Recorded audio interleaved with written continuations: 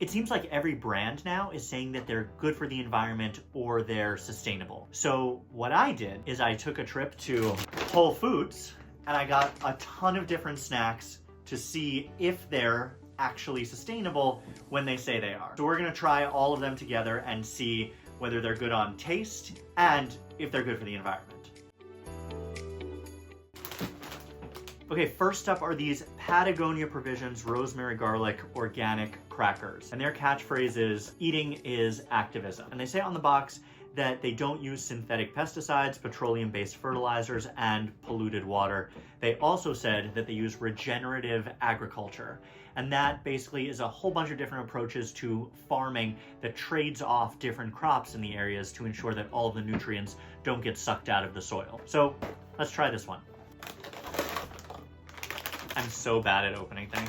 I can't even taste this one because I can't open it. I gave up, I'm using a scissor.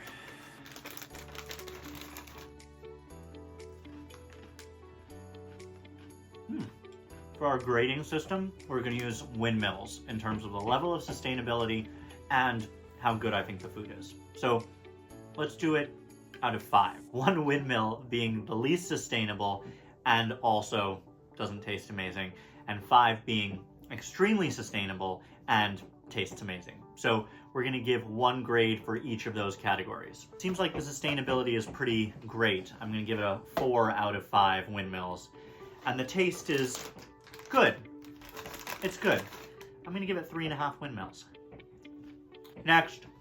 Up next we have Back to Nature cheesy crackers. Clearly really good version of Cheez-Its. Let's take a look. Doesn't say anything about it being sustainable on the box. So I checked on their website, and over the last 10 years, they've supported the planting of 300,000 trees. And this year, they're partnering with the Nature Conservancy for a donation of $100,000 to plant more trees. Also, this packaging is made from entirely recycled cardboard, and almost all of their packaging across their products are both made from recycled products and are recyclable themselves. Let's try it. I opened this one! This one's amazing. It tastes like a Cheez-It. Okay. Taste, 5 windmills. This one's a winner. For sustainability, I'm going to give it 3 windmills. They don't talk about anything about the farming of the wheat, which is an incredibly important part of sustainability. But taste, flavor, 5 windmills. Next. Okay, the next one is Heirloom Pipcorn Snack Fries. Fiery cheddar version. Oh boy. So this one says they use heirloom seeds that have been preserved by family farmers for generation. We love family farming.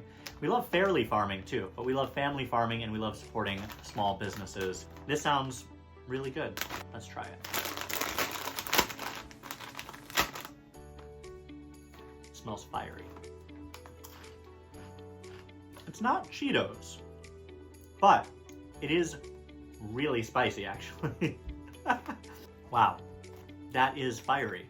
So for flavor, if you like spicy, it's probably about a 4, but I'm gonna give it a 3.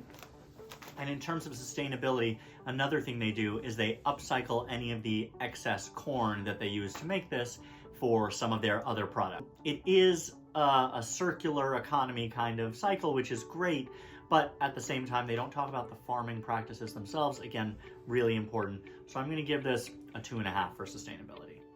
Next, after that really spicy one, I need a drink.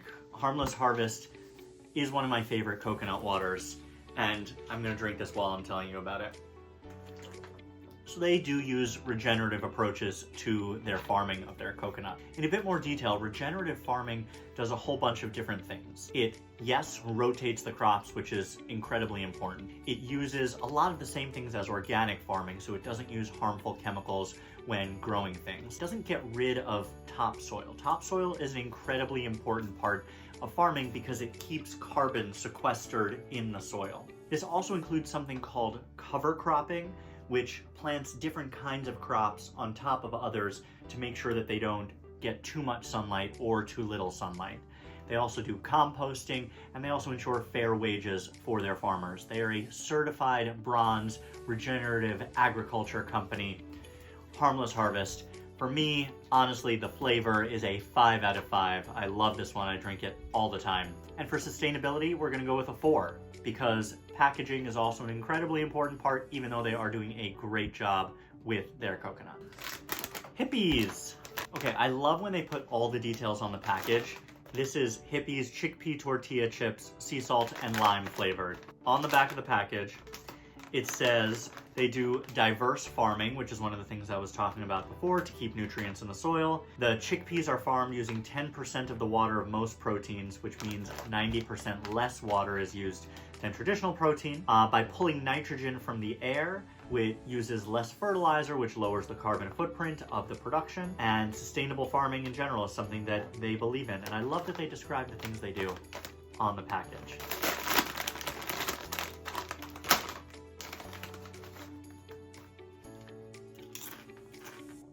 I would never know that these are made from chickpeas.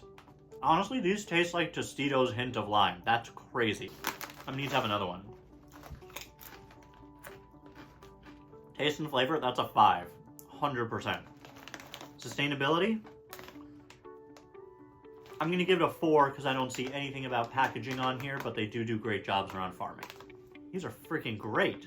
How cool. The wrappers are compostable in your backyard. Next is Alter Eco Salted Caramel Truffles. They put out a sustainability report every year where they update on all the new things they've done. They are also certified climate neutral, which means they're putting as much greenhouse gas into the atmosphere as they are pulling out through their different practices, which is really great. And they're also working on being climate positive, which means those two numbers will go like this. They'll put less CO2 into the atmosphere for as much as they're actually pulling out, which is a fantastic goal. They also take the highest level of approach to regenerative farming. They work with farmers, make sure they're making a living wage. I think they're doing a really great job. Let's try this.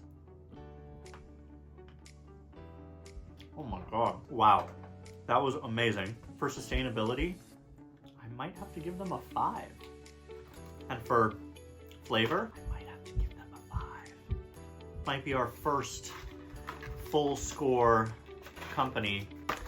Let's go, Alter Eco. This is Aloha Peanut Butter Cup Protein Bar. Now, there's something called a B Corp. It's a third-party certification that basically goes in and makes sure that a company is doing a good job on a variety of different metrics. You need to hit a certain threshold in terms of sustainability, in terms of social action, in terms of supporting the people who are working for you.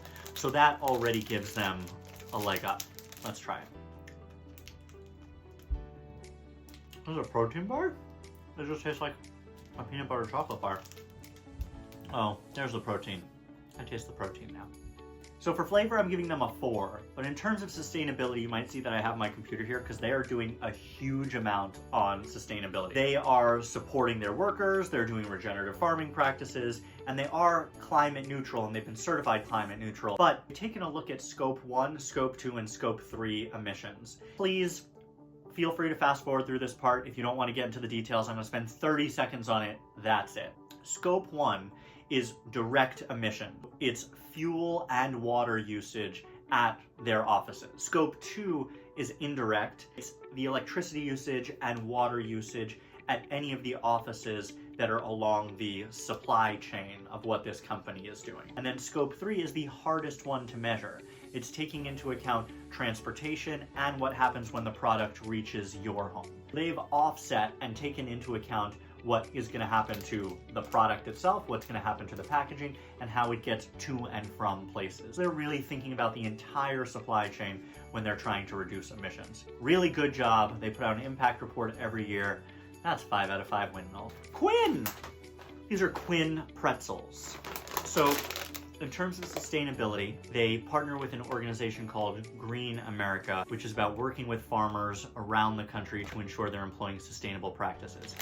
These pretzels are made of sorghum. 91% of sorghum acres, so the land that's growing sorghum, are said to be rain-fed, which saves about 1.5 trillion gallons of water per year when you're watering crops. So it saves a huge amount of water just by the kind of crop that they're using. Let's try it.